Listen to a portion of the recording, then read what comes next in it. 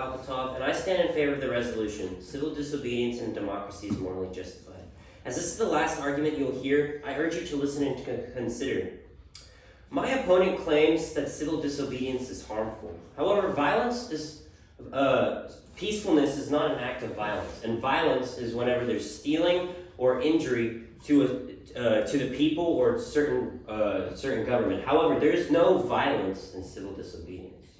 There is only an act of civilly disobeying the government, which is peaceful. And as Martin Luther King Jr. said, civil disobeying the government is, in and of itself, the respect of law.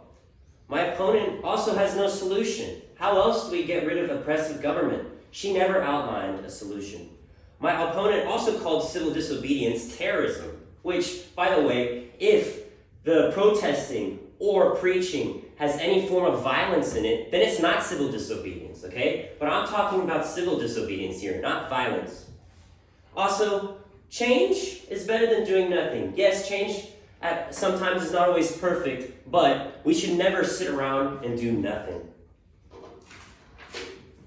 Howard Zinn said that civil disobedience is not our problem. Our problem is civil obedience.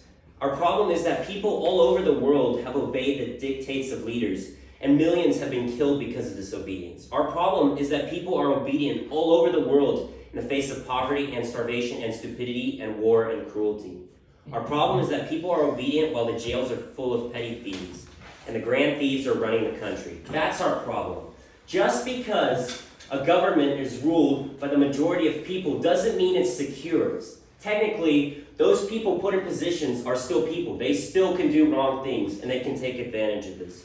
Thomas Jefferson also said that experience has shown that even under the best forms, those entrusted with power have in time and by slow operations perverted into tyranny.